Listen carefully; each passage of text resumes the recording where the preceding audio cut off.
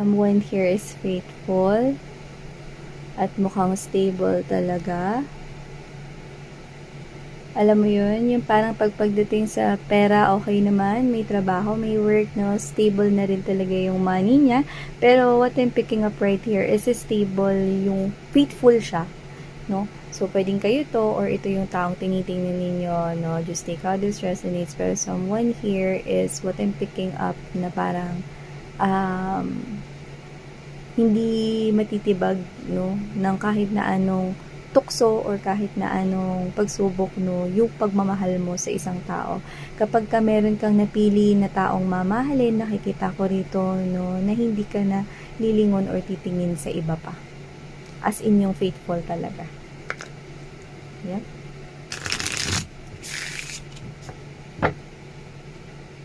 Kasi may nakita ka na eh, no, masaya ka sa kanya. Nakita mo ba yan? No, you feel happy when you're with her or with him or with that person. No, so I think this person gave you that kind of unique feeling that you just can't explain how happy you are. No? Yung parang I don't know how to explain this, but this person makes you happy to the extent that you also question yourself kung paano niya yun nagagawa. No? Kahit nga wala siyang ginagawa eh. That kind of feeling, no? Na parang pakiramdam mo sobrang okay ka, no? Dahil andyan siya, dahil nakikita mo siya. Ganun. So, you're eyeing a very specific individual here, no?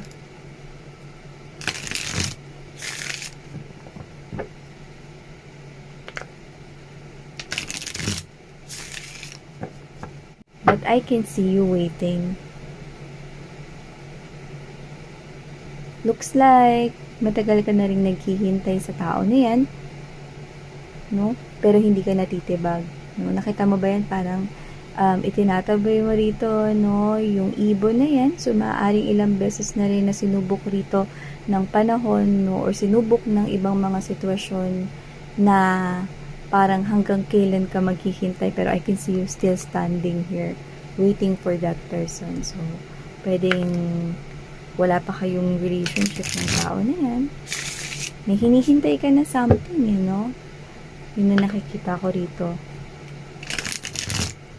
So, pwedeng yung hinihintay mo ay may kinalaman sa kagalingan.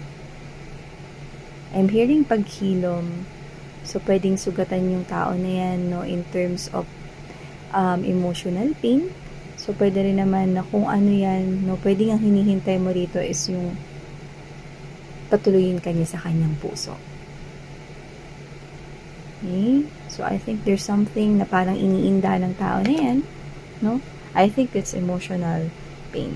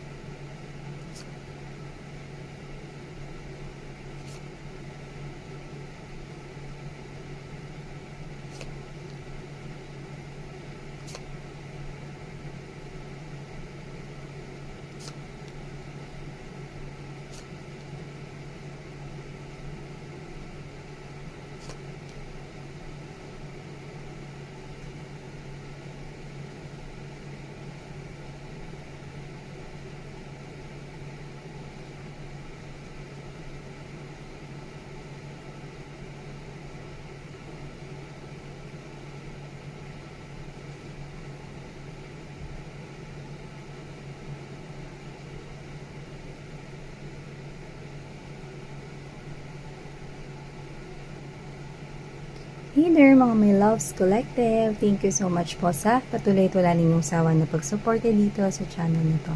Sa mga new subscribers, hello po sa inyong lahat. Ako po si Yan. Yan mga may loves na bago natin simulan ang reading na ito, reminders na hindi po all of you ay makaka-resonate. Siyempre, pwedeng ito ay nangyari na, no? Pwedeng nangyayari pa lamang sa kasalukuyan at pwedeng hindi pa at isang prediction sa hinaharap. So, mga babes, no, just take how this resonates and please apply this into your own unique situation.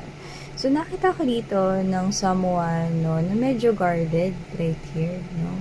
Pero malinaw na meron kayong nararamdaman para sa kanya, no? Itong tao na to, no, sa paningin mo, no, siya ay nagtataglay rito, no? Parang kakaibang katangian, no, na para sa'yo, siya yung taong nababagay para sa akin. Siya yung nakikitaan ko ng potensyal.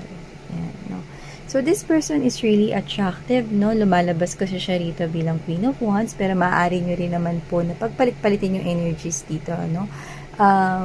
Base po, no, sa storyline po ng inyong situationship. So, nakikita ko rito mga babes that someone here is nagugustuhan ninyo, no, na maaaring siya ay talagang attractive sa panlabas na kaanyuan, no? Pero nakikitaan nyo rin kasi siya mga babes sa galawan niya, sa pag-uugali niya. May mga personalities at characteristics siya rito na gustong-gusto or love na love mo. So nakita ko na na-fall in love ka na sa taong ito kung sino man siya. No? So, pwedeng siya ay literal or obvious na maganda or gwapo, no? Pero kasi, no, aside from that, no, meron pa kasi mga bagay, no, na talaga naman na napag-ibig na bubulol. Napaibig kayo nitong tao na to. Kaya lamang, no, meron kasi siya ritong mga nililihim at tinatago, no, na parang lumalabas kasi na medyo close off itong tao na to sa inyo. So, pwedeng nililigawan nyo na siya, pwedeng nagpapapansin at nagpaparamdam na rin kayo ng damdamin ninyo sa kanya, no. So, whoever this individual is, no, hindi ko naman siya nakikitang malihim, no. It's just that, ang laki kasi nung nangyari, no, sa kanya noon. Ang laki ng parte or bahagi, no, ng mga nararamdaman, ikinikilos niya ngayon or kung paano niya tingnan yung mga bagay-bagay, especially kapag kami kinalaman sa love, no. Ayan, nakikita ko dito mga babes, no, na itong tao na to dahil attractive siya, no, Two of Swords energy, pwede rin kasi mga babes no, na yan ay marami ring options sa paligid niya. So, pwedeng aside sa'yo, meron pang ibang nagkakagusto or na fall in love sa kanya. Pero gayon pa man, no, mas nakikita ko rito no, na itong taong tinitingnan ninyo, no, Two of Swords, close off siya, no, in terms of love and relationship. And I do feel like, no, na ito, ayan, nakikita ninyo na meron ditong dalawa, no, so maaaring mga babes, no, kayo yan, or yung other energies na may gusto rin sa kanya rito, no, and there's this one, no, representing the past, no, kasi nakikita ko rito, no, na masakit at talagang nahihirapan siya rito makagalaw or makamove on sa kanyang past, no, with this Eight of Cups energy, and there's this betrayal energy. So, nakikita ko rito na itong tao na to, no, pwedeng, alam mo yon, this person looks tough and strong sa panlabas, no, kasi, nakikita ko rito, no, na pwedeng, nagsusungit siya sa inyo or hindi lamang sa inyo, no, pwede rin naman na hindi siya nagsusungit pero mukha siyang matapang or what, no. It is because of what had happened in the past, no. Malaki kasi dito ang mga epekto sa kanya ng kanyang nakaraan, no. So, maaring with the Ten of Swords energy, no, binitrade na siya when it comes to love. When it comes to love, no, cups are representation of love, no, or pagmamahal, no. Kaya kung mapapansin ninyo mga babes, no, halos yakapin niya yung cup na yan. So, ibig sabihin, tas meron pa dito nakahilera, no, na Five of Cups, na talagang na-disappoint talaga siya rito sa kanyang pwedeng huling minahal, tas sobra niya pang minahal yun, no? Sobrang lungkot nitong tao na to, no? Nakita rin ako rito, no, na maaaring tinatago niya yung tunay niyang nararamdaman, no, at maaaring iilan lang ang may alam na ng kwento ng kanyang life. So, baka yung best friends niya lang or baka yung pamilya niya lang, no.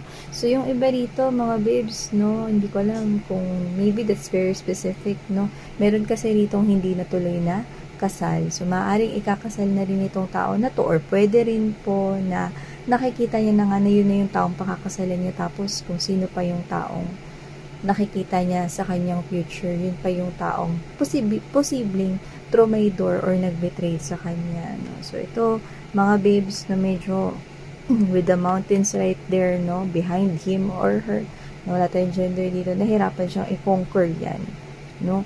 Nahihirapan siyang akyatin yung mountains na yan. Mountains are boundaries, challenges, no? At mga pagsubok na pinagdaanan niya when it comes to love, no? Nakikita ko rito na hindi pa siya handa na magmahal ng kahit na sino. Napatuloyin talaga ng, kasi sa nakikita ko rito, sobra niyang minahal yung last niyang minahal. Yung last niyang naging ka-in relationship. Sobra siyang pinanghahawakan niya yun eh. No? Yung iba sa kanila, hindi pa nila matanggap yung nangyari. No? Hindi naman sa gusto nilang bumalik dun sa tao na yun. Kasi I do get, no, na ayaw na nilang bumalik dun sa kanilang sobrang minahal, no? Pero yung pain, nahihirapan sila na i-cope up. Nahihirapan silang mag-adjust. Yes, until now. Kahit na sabihin na natin na taon na rin yung lumipas or higit pa, no? Yung pain ng traumatic experience niya, no? Ito lang, recent lang, no? Is talagang sobrang ramdam na ramdam pa niya. So, this person right here might be showing you na parang kahit na pinapakita mo na siya ng warmth and affection, no? Nakikita ko rito na parang medyo sinasalag niya, no? Kaya parang pakiramdam mo rito na parang nawawalan ka ng pag-asa, no? Or actually, hindi lang ikaw to, no? Kung may options man siya sa paligid niya, ganito rin yung pakiramdam, no? Parang nawawala ng pag-asa, no? Feeling hopeless, kung mapapansin pa ba, no? Pero, alam mo yun, no? Pansinin mo yung mga nasa likod na ships mo, no? Posibleng ikaw din, or pwedeng yung iba pa na nagkakagusto sa kanya, ay meron din mga options around you. So, posible rin na meron pang ibang nagkakagusto sa'yo rito. Pwedeng alam mo, pwede rin naman na hindi mo alam, no? Pero dahil ikaw ay lumalabas na isang King of Cups, ang iyong emosyon, no, ay para lamang sa tao na yan. Kaya hindi kita nakikita, napapansinin mo, no, ang iba pa, no, na may gusto sa'yo rito, na parang nakikita kita ditong willing ka maghintay dito, no? Kasi, tinan mo, no, kahit na itinatapon mo rito ang laman ng cup, no, kahit na nawawalan ka ng pag-asa, bumabalik lang rin naman, no? This is your small island right here, no? Nandoon ka pa rin sa emosyon, no, at feelings mo rito na kahit nasasaktan ka, no, pag sinalok mo yung tubig na yan dyan, no, ibig sabihin, no, yan pa rin tao na yan ang minamahal at gusto mo. No, gusto mo na maialis siya, matulungan siya, no, sa pagkakaalis din sa kung ano man sitwasyon na yan, no, na kinaiistakan niya rito, no. So, pwede kasing itong tao na to ay hindi ma-open or pwedeng hindi mo alam ang kanyang pinagdaanan, no. Oo, lahat tayo, mga babes, may mga pinagdadaanan sa buhay, iba-iba lamang yung kwento, no. Maaring yan, yung gusto mo, no, na tao na yan, no, is pwedeng hindi mo alam yung talagang eksaktong detalye kung ano yung nangyari sa kanya noon, pero kung ano man yan, willing ka na alisin siya dyan sa sitwasyon na yan if hahayaan ka niyang gawin yun. Parang yun yung naiisip mo rito. Pero sa nakikita ko rito, mga babes, no, itong tao na to nakadil mo, no, hindi naman sa nakikita niya yung lahat na nagkakagusto sa kanya or nanliligaw or nagpaparamdam ng emosyon sa kanya, no, is nakikita niya, no, na parang not worth of time or parang aksaya lang ng tawag nito, ng oras niya, or parang hindi worth it, gano'n, no? Hindi. It's just that, no, natatakot lang siya ulit, no? Nakakaramdam siya rito. Tingnan mo, kung papansin mo rito, no, nakasuot ng red hood yan, kasama na rin yung sa ulo, no, na parang tinakpan niya yung ulo niya, parang it's hiding, no. Ibig sabihin, no, tinatago niya rito, mga babes, no, ang kanyang nakaraan, kahit na nagsusumigaw na ito. No? Tignan mo, nakita mo yan, yung mga animals right there, no, na parang, alam mo, yun eh. Yung fear niya, yung takot niya, yung lahat ng nililihim niya, hindi niya pa napapakawalan yan. Alam mo, bridge kasi yan eh, yung nasa likod niyang dalawang ano na yan, dalawang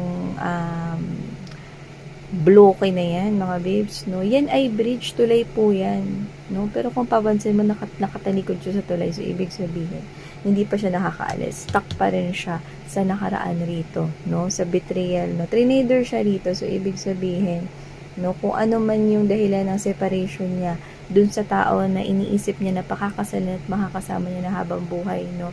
Feeling betrayed siya ng tao na yun doon, no? So, sobrang nasasaktan pa to. Yeah, even though he or she is smiling, no?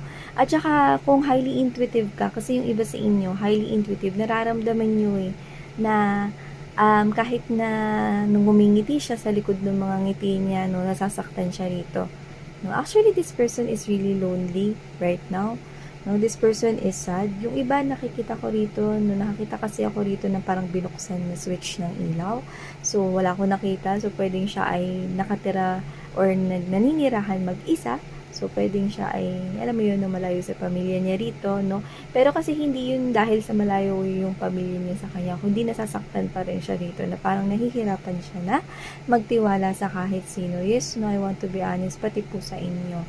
Pero hindi niya naman po naiisip na masama kayong tao or kagaya kayo ng kanyang nakaraan, no? It's just that nahihirapan pa siya sa kanyang emosyon, no? Kahit siya, hindi niya rin alam, no, kung paano niya talaga tuluyan na mawawala or parang maisasaayos rito. Pero gusto niya, no, na maisaayos yung buhay niya rito. Actually, mga babes, no, bago pa kayo, meron na rin na iba pa mga admirers dito or pwedeng nanligaw or nagparamdam sa kanya ng emotions and feelings, no, ang parang pinangakuan or sinabihan siya, no, na magtiwala lang sa kanila, no, na hindi sila kagaya ng kanyang ex or what, no?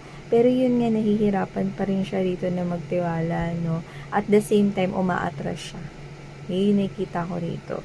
Kaya nakikita ko na marami na rin siyang na-reject dito, no, na emotions and feelings, no? Dahil hindi pa siya ready, no? Hindi dahil sa hindi niya nakikita yung sincerity mo, kundi dahil hindi pa siya handa at ang laki ng kinalaman ng nakaraan niya. Kaya imbes na mag-focus siya, no, dun sa kanya emotions and feelings, no, nagpo-focus na lamang siya rito sa trabaho. Mas lalo niyang pinapaigi rito, no, yung trabaho niya, ginagalingan niya pa sa work niya, di ba? Ang ganda ng outcome dito. So, ibig sabihin, maganda yung nangyayari ngayon sa kanyang kaperahan or dito sa kanyang career or job or businessman yan. See? No, this person is doing everything, no, na siya lang yung ayan, no, siya lang naman yung nandiyo dyan, no? So, ibig sabihin, no, dito, nakikita ko rito na parang sinusubukan niya rito na parang mabuhay mag-isa or hindi ka na kailangang sumandal sa iba, no? Alam mo yun, kasi nakikita ko rito na parang long-term commitment rin sila nung nakaraan niya na yun eh, no? Tapos, nung nawala yung relationship, no, medyo napilay siya. Actually, no, kalahati ng kanyang buhay ay parang pakiramdam niya is nawala or namatay. So, nakikita ko rito, no, na ngayon, pinipilit niya na bumangon at sinisimulan niya dito, no, na masanay na mag-isa siya.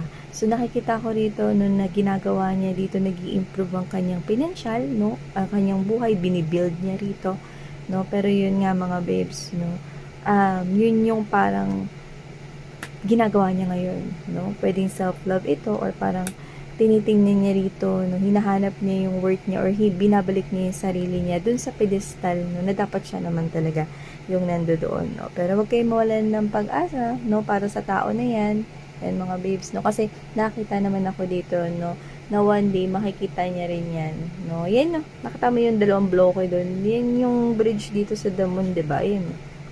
Tigan mo, diba, yung dalawang bloke doon, ito yun, no.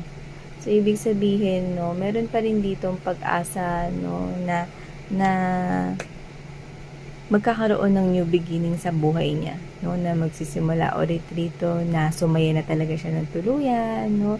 So, nakikita ko rito, mga babes, so, na itong tao na to is, meron siyang pag-asa pa rito, no, na maibalik, of course, yes naman talaga, na maibalik rito yung sumaya siya ulit, maging masigla siya ulit, no, yun nga lang talaga, may fear talaga siya rito, no, na masaktan ulit lalo na pagdating sa pagmamahal, no. Kaya sa ngayon, no, inaayos at sinusubukan niya muna, mga babes, no, na mahalin yung sarili niya, no, at mag-focus dito sa mga pangarap niya.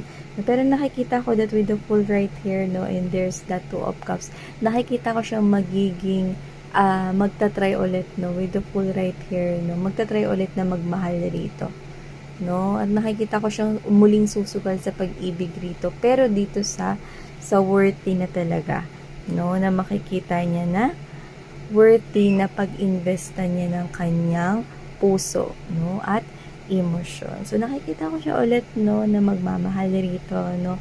Pero kasi, hindi ko alam kung kayo to, no? Mga babes, no? Hindi ko rin masabi. Pero, sa nakikita ko rito, kung sino man yung sunod niyang mamahalin, no? Ipagkakatiwala niya talaga na hindi lang yung puso niya, kundi yung buhay niya ulit, no? Paano yun, miss yan? Di ba natutunan niya na ngayon self-love? Yes, babes, no? Kaya lang kasi itong tao na to, yung taong to na darating sa buhay niya or baka dumating na, no? Pero hindi niya pa nga lang nakikita dahil close off siya. Ito kasi yung klase ng tao na parang ito yung taong tutulong sa kanya talaga, no? Na matanggal lahat yun. Siguro, mga babes, no, ito yung tao na parang makakalampas sa lahat ng mga challenges na pwedeng ibigay niya, no? So, pwede rin pong ganun yun, no? Kasi nakita mo yung pagkakayakap niya, no, dito sa tao na to, no, na parang ayaw niya na i-let go ito, no? Ito naman kung gaano rin siya yakapin ito. So, pwedeng kayo yan, no? Ang nakikita ko rito, itong tao na to ay porsigido at kayang maghintay no matter kahit gaano pa katagal yan. So, pwedeng ay nakakita ko nung alam niyo yung game na tatayo ka dun sa isang block, no, na nasa loob ng water or pool, no, tapos maraming mga nakatayo dun. Ngayon, parang patagalan ng tayo ata yun. Kapag ka ikaw ay natanggal sa balanse, yan yung nakataas yung isa mong paa. Pag natanggal ka sa balanse, out ka na. So, ibig sabihin, pwedeng isa itong indikasyon, no, na kung sino rito yung parang matagal na parang makakapaghintay kahit gaano katagal pa, no? Kumbaga parang ipapakita mo yung nararamdaman mo sa kanya rito na ikaw ay pure at yung intention mo ay talaga naman no, na wala kang ibang nakikita rito. Hindi ka napapagod na intayin siya.